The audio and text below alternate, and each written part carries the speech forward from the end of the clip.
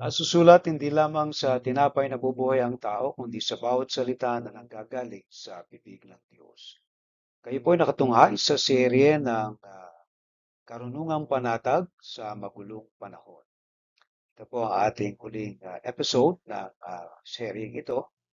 At bago tayo dumako sa ating mensahe na marinig ngayong linggo ng pagkabuhay, ay ating pong i-recite ang sumasampalataya.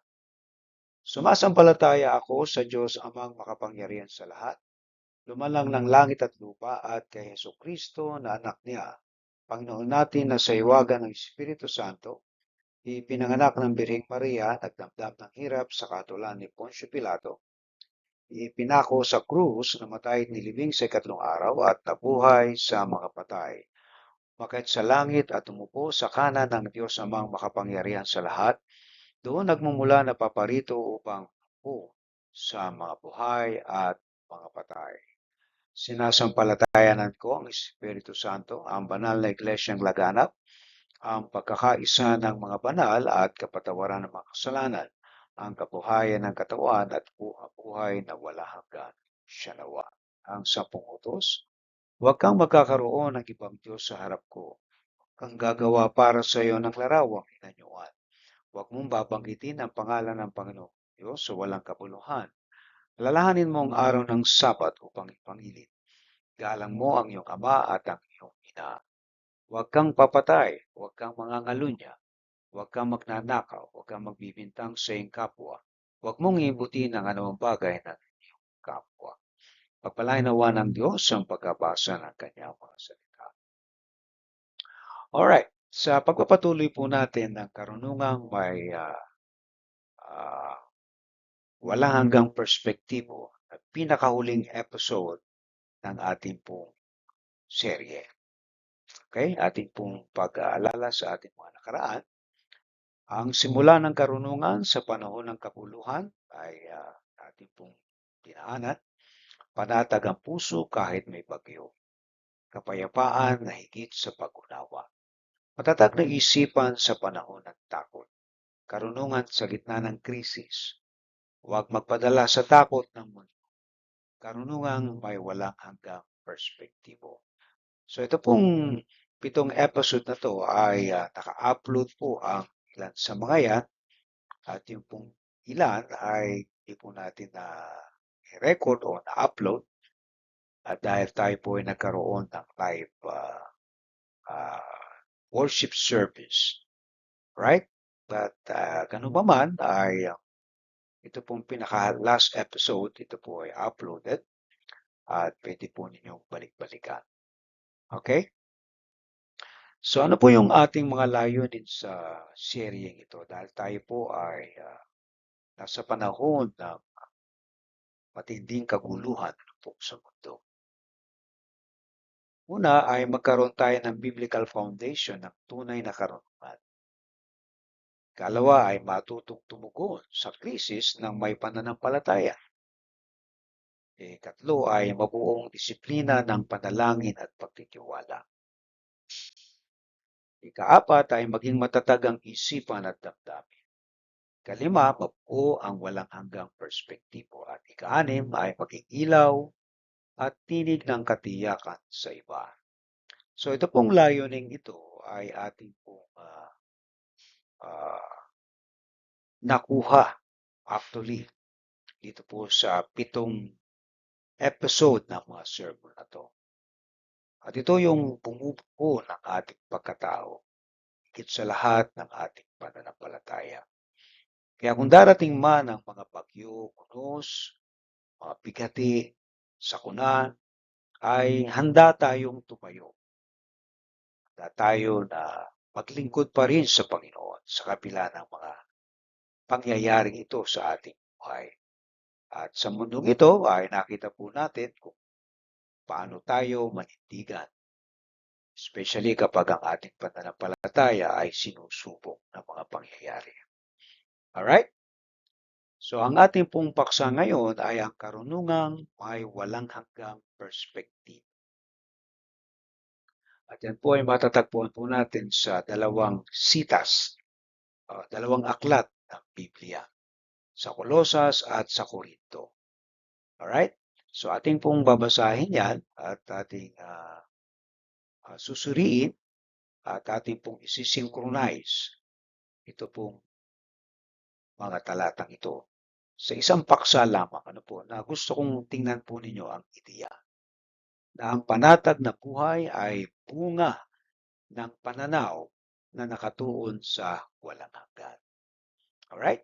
So bago tayo lumaot ay dumulog po tayo sa panalangin at hilingin natin sa Diyos na ipaunawa niya sa atin ang mensahe niya ngayong gabi. Alright? Ito po ay tradisyon na sa buong mundo, Kristiyando, ang celebration ng tinatawag nating Resurrection Sunday. So every year, ating na pong sineselebrate yan. But this one is a special dahil tinapos po natin yung serye natin. Ito po yung end ng seryeng ito. Yung perspektibo sa walang hanggan. Bakit tayo nag-aalala ng Holy Week at bakit natin sineselebrate ang Resurrection Sunday? It falls on this subject. Ang perspective po natin ay eternity, ang walang hanggan. Ano pa man, tayo po'y tumulog sa panalangin. Dakilan naming Diyos, maraming salamat po sa iyo sa gabi ito. Aming dalangin, Panginoon, ang kapuspusan ng iyong banal na Espiritu. Naway, turuan po kami, O Diyos, na mas higit at lalo pa naming maunawaan ang pananaw sa buhay na walang hanggan. Ang mga bagay na pansamantala ay magwawakas. Kasaganaan, kahirapan, tagumpay, achievement. Lahat yan ay iiwan namin. At kami ay sasama sa piling mo, mananatili sa walang hanggan. Kaya Panginoon, ang aming mga ginagawa sa buhay na ito, naway matala sa buhay na walang hanggan. Dalayan po namin ang aming mga kapatid na nakatunghay sa gabi ito, na sumasamba sa iyo, sa Spirit katotohanan, ay magkamit, O Diyos, ng pangwalang hanggang pananaw sa buhay habang sila ay nabubuhay dito sa mundo. Salamat Panginoon sa mga pananaw nito na perspektibo na pangwalang hanggan na aming pinagdiriwang o Diyos, lalong-lalo na ang pagkabuhay na maguli. Salamat po o Diyos na pong aming dalangin sa ngalan ni Kristo Jesus. Amen. Alright? So, yung big idea, ito po yung tinatawag nating take home, pinakakabuuan ng mensahe. Ang panatag na buhay ay bunga ng pananaw na nakatuon sa walang hanggan. Kung gusto mo maging mapanatag ang buhay mo, dapat ang perspektibo mo ay nasa walang hanggan. Kaya iisipin mo, lahat ng mga problema, lahat ng pangyayari sa buhay natin dito sa mundo ay pansamantala. Amen. Kaya huwag tayong matakot at ating pong dadaanan na po yan. Yung takot na idinudulot ng mundo, yung takot na idinudulot ng kasalukuyang pangyayari, hindi tayo dapat naapektuhan yan. Kundi ang ating tutok ay naroon sa walang hanggan. Isipin mo na lang, pansamantala lang lahat ng ito. Matatapos din ito. Kung ikaw man ay naghihirap, man ay nahihirapan, isipin mo lagi, pansamantala lang ito. Ganon din naman ang ginhawa sa buhay. Pansamantala rin yan. Hindi forever yan. Ang mahalaga na tutukan natin ay yung perspektibo sa walang hanggan. Alright? Are you ready? Doon po sa unang talata natin sa Colossus chapter 3, 1-4. Ito po ang sinabi ni Pablo. Binuhay kayong muli na kasama ni Kristo, kaya't ang pagtuunan ninyo ng isip ay ang mga bagay na nasa langit, na kinaroroonan ni Kristo, na nakaupo sa kanan ng Diyos. Ang mga bagay na panlangit ang isaisip ninyo, hindi ang mga bagay na panlupa. Sapagkat namatay na kayo at ang inyong tunay na buhay ay natatago sa Diyos, kasama ni Kristo Verse 4, si Kristo ang inyong buhay at kapag siya'y nahayag na, mahayag din kayong kasama niya at makakahati sa kanyang karangalan. So napakaganda po ng mga talatang ito na binitawan ni Pablo na siya nating pag-asa sa buhay na walang hanggan. Kung si Kristo'y magbabalik ngayon, ang sabi ng Biblia tayo makakasama niya, mahayag din tayo. Po. Alright? Sundan natin yung sinabi ni Pablo sa mga taga-Korinto naman. Kahit hindi kami nasisiraan ng loob, kahit na humihina ang aming katawang lupa, patuloy namang lumalakas ang aming espiritu, araw-araw.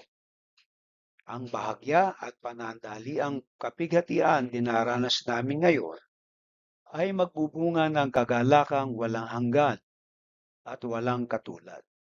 Kaya ang paningin namin ay nakatuon sa mga bagay na di nakikita at hindi sa mga bagay na nakikita.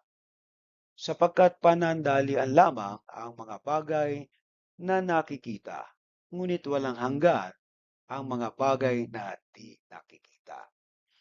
Mga kaibigan at mga kapatid, ito po'y comparison ng pansamantala at pangwalang hanggan. Yung kasalukuyan at sa hinaharap. Itingnan po natin ang ganda ng mga talatang ito na magpapasigla sa ating mga loob. Kahit man tayo dumaranas ng kahirapan, mga pansamantala lang yan. Ganon din naman ang tagumpay, pansamantala lang yan. Pero maganda binitawan dito, ating susuriin, yung value na nakatuon ang ating isip sa walang hanggan. Alright? Number 1, bakit hinihikayat na ituon ang isip sa mga bagay na panglangit kaysa sa panlupa? Ito, sinasagot po natin yung tanong na dahilan, na bakit tayo hinihikayat na huwag tayo mag-focus dun sa panlupa, kundi doon sa panglangit. Alright? Hinihikayat ito dahil ang mga bagay na panglangit ay walang hanggan at konektado sa tunay na buhay na kasama ni Kristo. Samantalang ang mga bagay na panlupa ay pansamantala lamang. Ipinapakita nito na ang pananampalataya ay dapat nakaangkla sa espiritual na realidad kaysa sa physical na mundo. Kung i-imagine mo nga naman, mula nung ipanganak ka at nabubuhay ka ngayon, may kapanganakan at may kamatayan. Ibig sabihin, itong lupang katawang ito mamamatay, pansamantala lang to. Pero dahil ang ating pagkatao, ang ating kaluluwa ay magtatagal habang panahon, ito yung makakasama ng Diyos, hindi itong katawan na to. Kaya nga lahat ng luho, lahat ng hirap nito, mapaparami. Pero yung kaluluwa mo na pinaganda mo, pinatibay mo, pinalakas mo sa iyong pananampalataya, dala-dala mo yan habang buhay. Amen po, mga kapatid. Kaya kapag ang ating isipan ay nakatuon sa walang hanggan, ano mang ginagawa natin? Sa pangalan ni Kristo, mahahayag din yan eh. Yan ay i-reward ng Panginoon sa tama at takdang panahon. Kaya hindi tayo dapat nagsasawa sa paggawa ng mabuti at paglilingkod sa ating Panginoon. Amen po. Kaya mga kapatid, ay hindi tayo dapat na deep focus sa ating perspective sa buhay. Kung nahihirapan man tayo, magpatuloy pa rin tayo ng paglilingkod sa Diyos. Sapagkat ito lamang yung paraan na tayo ay talagang nagpe-persevere sa ating pananampalataya. Yan ang tinatawag na sign na ikaw ay pinili, tinawag ng Diyos para maglingkod kapag ikaw ay nagpapatuloy. Ikalawa, Tanong, ano daw po ang ibig sabihin ng namatay na kayo at ang inyong tunay na buhay ay natatago sa Diyos? Ang ibig sabihin po nito ay ang dating makasalanang pagkatao ay iniwan na at ang bagong buhay ng mananampalataya ay nakaugat kay Kristo. Ang natatago po ay nagpapahiwatig ng tunay na pagkakilanlan at gantimpala ay hindi pa lubos na nakikita ngayon. Ngunit, mahahayag to sa tamang panahon. So kaya nga po yung ginawa natin ng lihim o nakikita ay ilalantad po ng Diyos yan. At ang iba ay gagantimpalaan at paparangalan kung ginawa mo yan dahil sa pangalan ni Kristo. Amen po. Ikatlo, paano nauugnay ang panandaliang paghihirap sa walang hanggang kalwalatian ayon sa teksto? Paano daw po ito umuugnay? Kasi yung pansamantalang hirap, o kumpara mo sa walang hanggang kalwalhatian, magkaiba po talaga yun.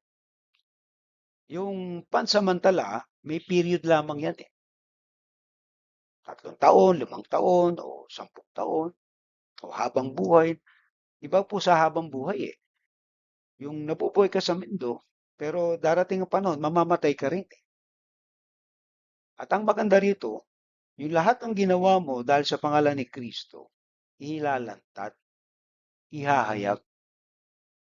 Alright? Ang sagot po natin dyan, ipinapakita po ng teksto na ang mga paghihirap sa kasalukuyan ay pansamantala at may layuning magbunga ng walang hanggang kagalakan at kaluwalhatian. Dahil dito, hinihikayat ang mga mananampalataya na ituon ang pansin sa mga di nakikitang bagay. Bakit daw? Sapagkat ito ang may pangmatagalang habang buhay. Pangmatagalang epekto. Alright? Kung ang ating isip ay nakapokus sa walang hanggan. Marami mo mga Kristiyano din naman ngayon ang nawalan na ng focus sa walang hanggan. Sila ay nagsitigil na sa kanilang paglilingkod, sa kanilang paggawa ng mabuti dahil sa kahirapan ng buhay. So tayo ay ini-encourage ngayon ni Pablo na magtuon o ituon ang ating isipan sa walang hanggan. Kumbaga, ang mga pansamantalang bagay na nangyayari sa atin ngayon ay gamitin natin bilang investment sa eternity. Yung ginawa mo sa pangalan ni Kristo, meron pong gantimpala yan. Hindi po yan ine-neglect ng Diyos. At kung ikaw ay nagtitiyaga, nagtitiis dahil kay Kristo, paparangalan din ng Diyos yan. Alright? So kaya nga mga kapatid, ang karunungang may walang hanggang perspektibo. Ang tanong ay, ano ang dapat mong isaisip ngayon? Kasi dahil nga po tayo bombarded ng mga pangangailangan sa buhay, nawawala na yung perspektibo natin doon sa eternity, doon sa mga bagay na panglangit. Ang iniisip na lang natin ay puro pansamantala. Hindi naman po inaalis ng Diyos ang realidad na tayo ay maghanap buhay, na tayo ay kumita, na tayo ay guminhawa buhay sa pagsisikap. Kasi ang mundo nagtuturo na magsumikap ka, totoo po yan. Ang mundo nagtuturo na magtiyaga ka, totoo po yan. Lahat po yan. Realidad yan. Pero dapat ang ating perspektibo at pananaw ay eternity. Hindi po yung nagsikap tayo para lamang tayo ay kumbaga nakapag-ipon para sa ating future dito sa mundo, pero nakalimutan natin yung perspektibo ng walang hanggan. Na nabuhay ka lang ba para sa iyong sarili? Naghanap buhay ka lang ba para sa iyong sarili? Nagtiyaga ka ba para sa iyong lamang sarili? Hindi po yun ang ating pananaw sa buhay. Nagtitiyaga po tayo, naghahanap po buhay tayo, nagsisikap tayo. Ang ating pananaw ay maging ilaw pa rin tayo sa mundo. Nabigyan ng pag-asa ang mga tao na sa kabila buhay nito na ating ipinamumuhay ngayon ay merong walang hanggan. Kaya nga tinatanong lagi natin sa mga tao, kung sakali bang ikaw ay mamamatay, tiyak mo na bang sa langit ka pupunta? Maraming tao ang hindi nakatitiyak sa buhay na wala hanggan. Kaya ang pananaw nila panglupa lamang. Yung makaraos lang sa isang araw, okay na. Pero paano yung future na ah, sa pangwalang hanggan? Nakakain ka nga yung may maghapon. Pero tandaan mo ito, mamamatay ka rin. Kahit na ano pang pampahaba ng buhay ang kainin natin, mamamatay pa rin tayo. Ang binibigay sa atin ni Pablo ngayon yung perspective. Karunungan na may walang hanggan. Alright? Kasi ikaw ay kaluluwang may buhay na binigyan ng Diyos. At mabubuhay ka sa walang hanggan. Dalawa lamang, isa lamang sa dalawa ang pwedeng puntahan natin eh. Langit o impyerno. Ibig sabihin, meron tayong destination. Alright? At tayo ang pumipili niyan ngayon. Saan mo ba gustong pumunta? Sa langit o sa impyerno? Kahit sinong taong tanungin mo, gusto nila sa langit. Pero, ang perspektibo nila sa isip, sa buhay nila, ay hindi pang langit, pang impyerno. Namumuhay sila sa kasalanan. Hindi sila naglilingkod sa Diyos. Wala silang panahon para maglingkod, sumamba para sa Diyos. Kaya dito pa lang sa lupa, nakikita na natin kung ano ang perspektibo nila. Dahil kung wala kang panahon sa Diyos, paano mo sasabihin na sa langit ka pupunta? Amen po. Okay, balikan po natin yung unang talata natin sa Kolosas. Sabi yan ni Pablo, binuhay kayong muli na kasama ni Kristo, kaya't ang pagtuunan ninyo ng isip ay ang mga bagay na nasa langit na kinaroroonan ni Kristo na nakaupo sa kanan ng Diyos. Ang mga bagay na panlangit ang isaisip ninyo, hindi ang mga bagay na panlupa. Bakit?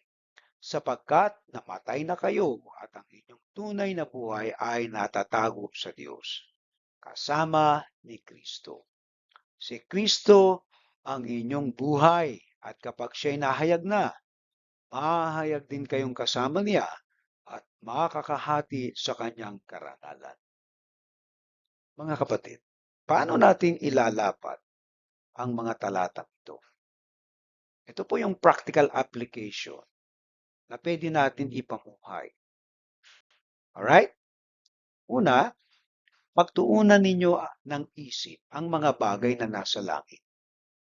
Ibig bang sabihin yan, nasa langit na lang ang isip natin, wala sa lupa? Hindi po ganoon. Ang ibig sabihin yan, habang napupuhay ka dito sa mundo, gawin mong parang puhunan ang mga bagay na ibinigay sa iyo ng Diyos. Yung oras, yung lakas, yung resources, pagkakataon, para makapag-invest ka sa buhay na walang hanggan. Alright? Application number 1 natin, sanayin ang sarili na unahin ang espiritual kaysa material. Maglaan ng oras sa panalangin. Pagbabasa ng salita ng Diyos. At pagninilay-nilay araw-araw bago abalahin ang sarili sa trabaho o problema. So kung ito ay mauuna na sa ating mga sarili, investment po yan. Yung oras mo na meron ka para sa pananalangin. Yung investment mo sa pagbabasa na kumukuha ka ng karunungan. At pagninilay-nilay sa salita ng Diyos. Number 1 application po natin. Okay? Basic po yan. Ikalawa, ang mga bagay na panglangit ang isaisip ninyo. So ito yung sinasabi ni Pablo na mga bagay sa langit ang isaisip nyo. Bakit kaya? Sa gitna po ng stress, i-check ang iniisip. Ito ba ba'y puro pera? Ito ba'y puro problema? Ito ba'y puro inggit? pera, problema, inggit.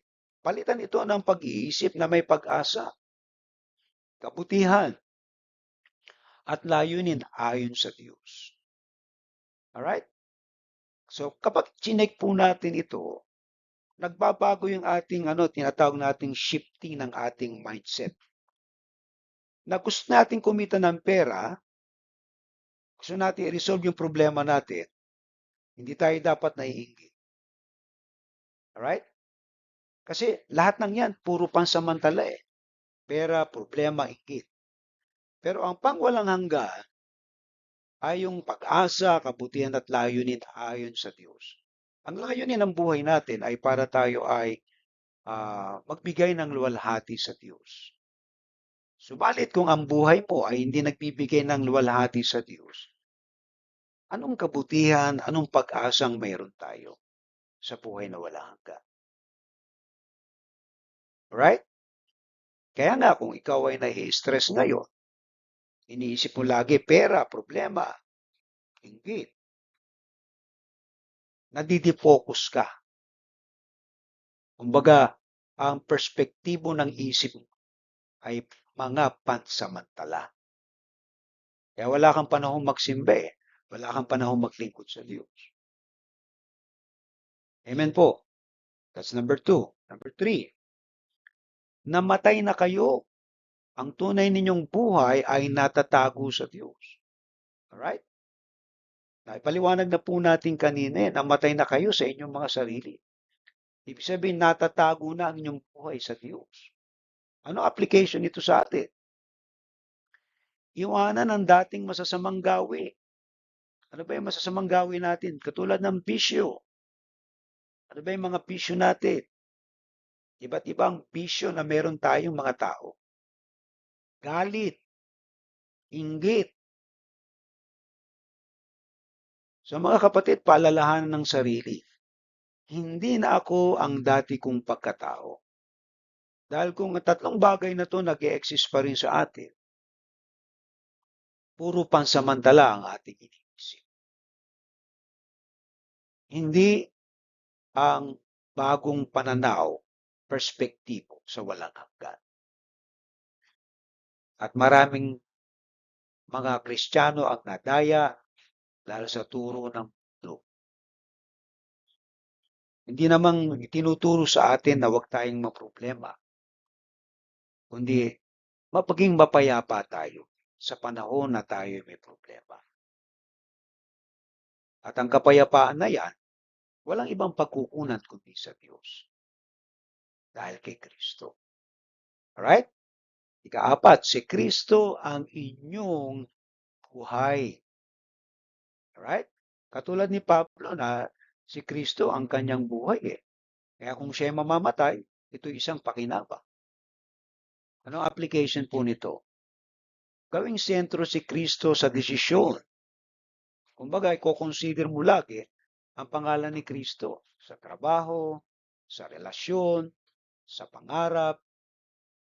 Ay tanungin ito ba ay makalulugod kay Kristo? Yung trabaho mo, yung relasyon mo, yung pangarap mo sa buhay. Dahil kung ito ihiwalay kay Kristo, hindi ka rin magiging mapayapa. Hindi ka rin magiging masaya sapagkat taliwas dun sa kalooban niya ito. Amen po. Dahil kung tayo na kay Kristo, ang ginagawa natin ay para kay Kristo. Naintindihan po mga kapatid? So yan po yung ating practical application dun sa Colossus chapter 3, verse 1 hanggang 4. Ito po yung perspektibo na tayo ay nakatuon ang isip sa walang hanggan. Tandaan niyo po ito. Isang araw mamamatay ka, pero hindi po yan ang the end of you. Yan po ay pasimula lamang ng pagpasok mo sa eternity. Kaya kung ano man ang hirap, problema, suliranin na yung dinadanas ngayon, hindi yan dapat ang nagpapatigil sa iyo para maglingkod sa Diyos. Amen po? Okay. Doon sa ikalawang Korinto, sinabi ni Pablo sa mga taga-Korinto, chapter 4, 16 hanggang 18. Kahit hindi kami nasisiraan ng loob, kahit na humihina ang aming katawang lupa, patuloy namang lumalakas ang aming espiritu araw-araw. Ang bahagya at panandaliang kapigatian dinaranas namin ngayon ay magbubunga ng kagalakang walang hanggan at walang katulad. Kaya't ang paningin namin ay nakatuon sa mga bagay na di nakikita at hindi sa mga bagay na nakikita. Bakit daw? Sapagkat panandalian lamang ang mga bagay na nakikita, ngunit walang hanggan ang mga bagay na di nakikita. Ito po yung tinatawag nating tangible and intangible. Seen and unseen. Nahahawakan at di nahahawakan. Lahat po ng temporary, pansamantala, iiwan mo sa lupa. Pera, trabaho, lakwatsa, lahat yan. Iiwan mo yan. Pero yung hindi nakikita, ito yung magtatagal habang buhay ang Diyos. Dala-dala mo yan. Salita ng Diyos, dala-dala mo yan. Relasyon sa Diyos, dala-dala mo yan. Pananampalataya, dala-dala mo yan. Amen po. Ayun, ang tanong ito. Ano yung application nito sa atin ngayon? Okay? Balikan natin po yung sinasabi ni Pablo. Hindi kami nasisiraan ng loob. Sabi, hindi kami nade-discourage. Bakit kaya ito yung nasa isip ni Pablo? Hindi kami nasisiraan ng loob. Sabi, patuloy pa rin siya naglilingkod sa ating Panginoon. Kapag napapagod o nasusubok, huwag sumuko agad. Alalahanin na normal ang panghihina. Pero hindi ito ang katapusan. Okay? It's not the end of you. Marami tayong mga problema sa buhay. Nakakapagod po ang mag-isip. Sinusubok ang ating pananampalataya. Pero hindi tayo dapat sumuko. Katulad ng ginawa ni na Pablo noon. Hindi sila sumuko, hindi sila tumigil ng kanilang paglilingkod. At si Pablo mismo nagsasabi na siya'y paparangalan sa takdang panahon kapag nahayag na ang anak ng Diyos. Okay? Number one application po natin dun sa ikalawang Korinto. Ikalawa, patuloy namang lumalakas ang aming espiritu araw-araw. Imagine mo, no? Lumalakas ang espiritu araw-araw pero humihina ang laman. Application po natin. Palakasin ng loob sa pamamagitan ng consistent na spiritual habit. Yung pananalangin, actually, ito po talaga yung nagpapalakas ng ating kalooban. Yung nagpe-pray tayo sa araw-araw, baga, sa tanghali, o sa gabi man, ano mang schedule nyo. Ang prayer, ang pinaka-the best na mag-i-strengthen sa atin kasi nagko-communicate tayo sa Diyos. Kumbaga, inilalatag natin ang lahat ng ating mga hinaing. At yan po ay proven na. Yung pananalangin. Nangyari yan kay Joseph, nangyari kay Abraham, nangyari kay David, kay Daniel, kay Jehoshaphat. Yung panalangin ang talagang nagbigay sa kanila ng tinatawag nating stabilization. Hindi sila natinag. Ganon din naman yung sina Shadrach, Meshach at Abednego. Okay? Yung panalangin, kaya lagi pong ini-encourage natin ang bawat isang manalangin. And then yung fellowship, yung pakikisama. This coming third Sunday, meron po tayong face-to-face worship service. Yung iba sa inyo hindi nasama. Hindi ko alam kung anong dahilan. Sa mga kapatid, tandaan natin na ito ay mga pangwalang hanggan.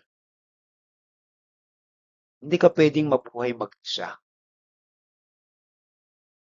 Hindi mo pwedeng i-separate mo ang sarili mo at sabihin mo okay ka. Hindi po okay yan.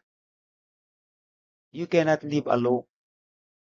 Nilagay ka ng Diyos sa grupo ng mga tao para lalo kang tumibay, lumago at lumakas. At ganoon din naman, spiritual habit ng pasasalamat. Pasalamat mo yung meron ka, maliit man o malaki. Sa maliliit na bagay, dito nasusubok ang ating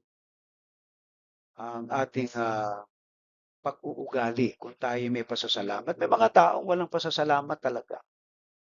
Wala silang appreciation sa mga bagay na ibinigay ng Diyos. Kaya kawawa po yung mga taong ganyan na walang pasasalamat.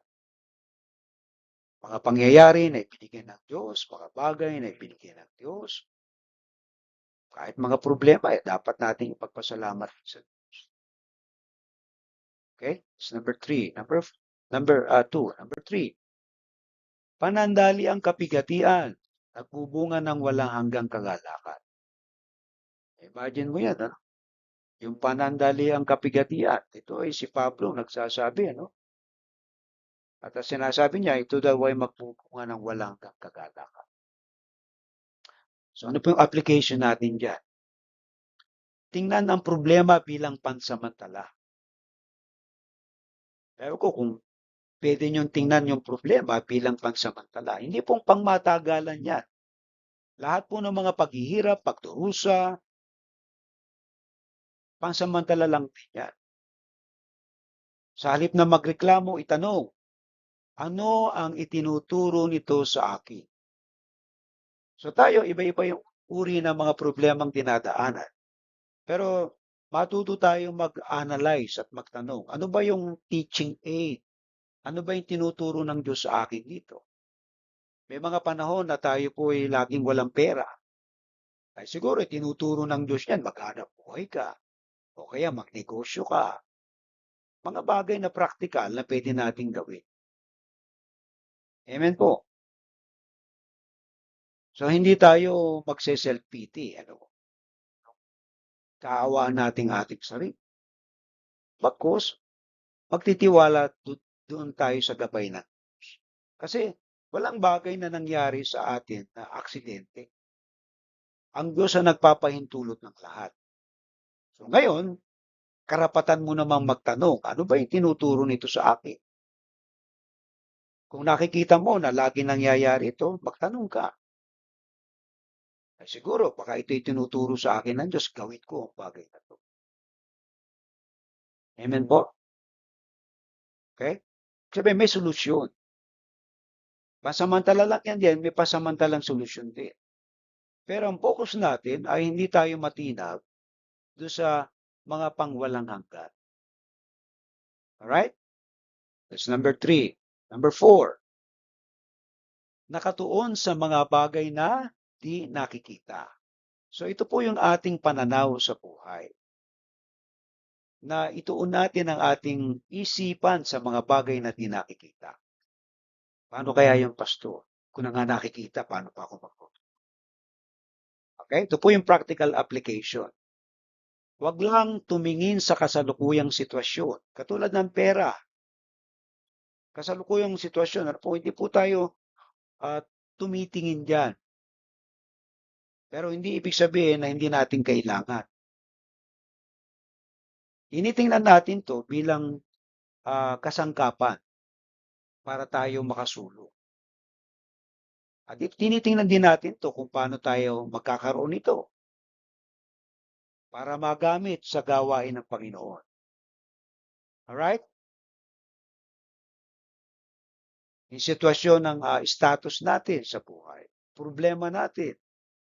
Huwag natin titingnan yung kasalukuyang sitwasyon na yan. Pera, status sa problema. Mag-focus tayo sa pangmatagalang life. Katulad ng pananampalataya.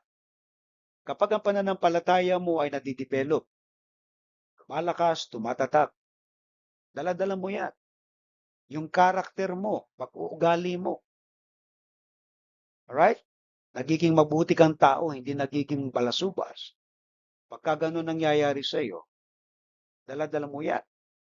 Karakter, ang dala-dala ni David. Ang karakter, ang dala-dala ni Joseph, ni Daniel. Yung kanilang pananampalataya na buo na talagang ang sa Diyos sila maglilingkod. Yung karakter nila hindi nagbago.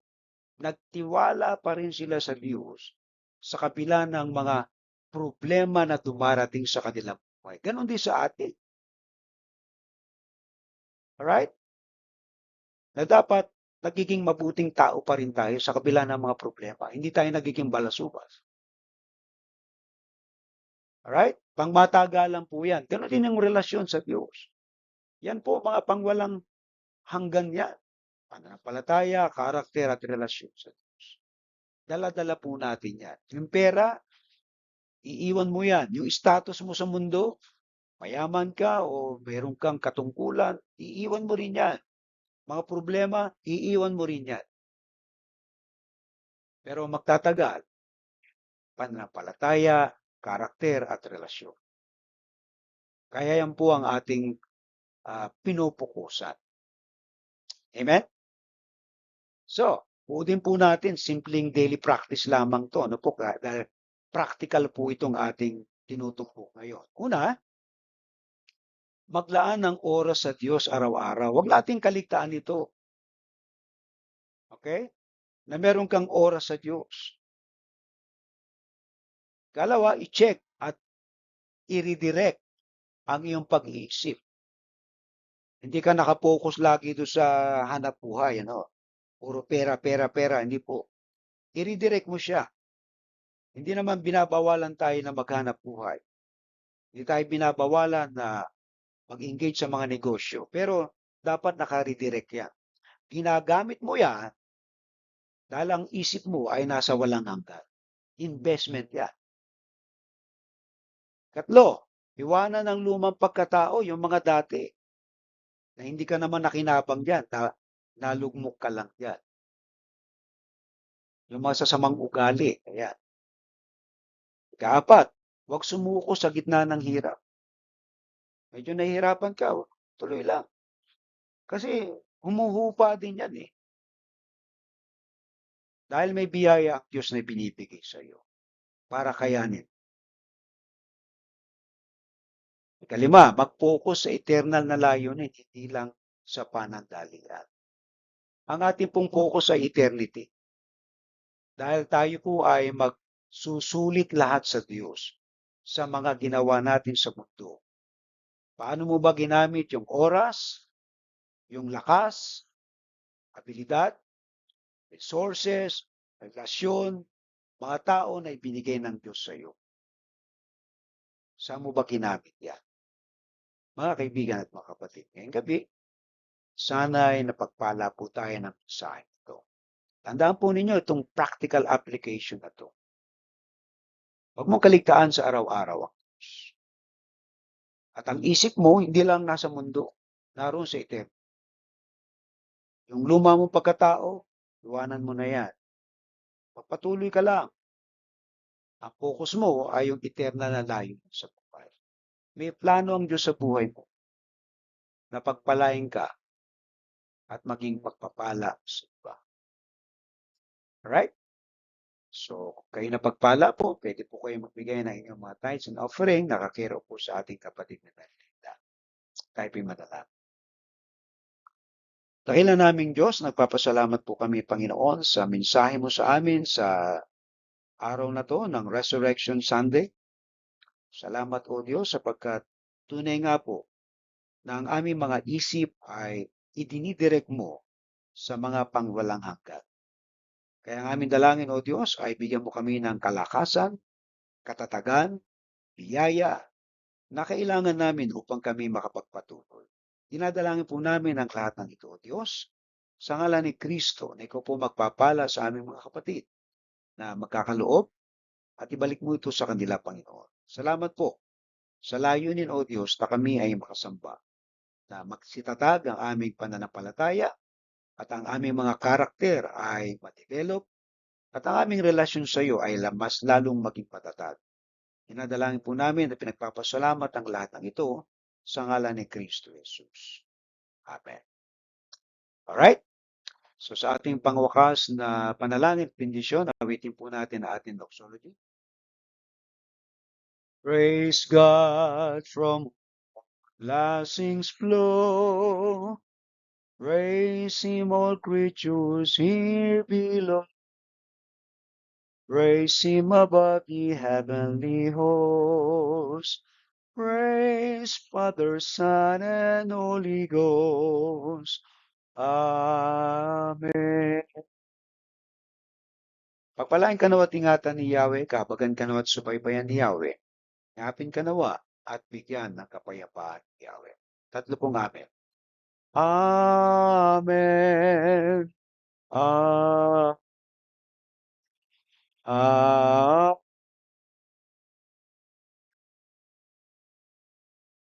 Magandang gabi po sa inyo lahat. Umaya kayong mapayapa at ihanda ng Diyos sa kinabukasan. So makita-kita po tayong muli sa susunod na linggo. Online pa rin po tayo. And then our devotion from Tuesday, Wednesday hanggang Thursday ay tuloy-tuloy po. So ika-third Sunday po natin ay magkakaroon po tayo ng face-to-face na worship service. At ito po ay anniversary po rin ng church since the foundation po nito noong 2013. Ano po? Ang Jesus Love Presbyterian Church. So let us pray that the Lord continue to help us na magpatuloy sa kabila po ng mga hamon na ating kinakaharap sa ating simbahan, sa ating pamilya, sa ating personal na buhay. Kaya kung nadinig po niyo ang mensaheng ito na ating dinala, naway nangusap ang Diyos sa atin. Okay, God bless you po and see you po on next Sunday.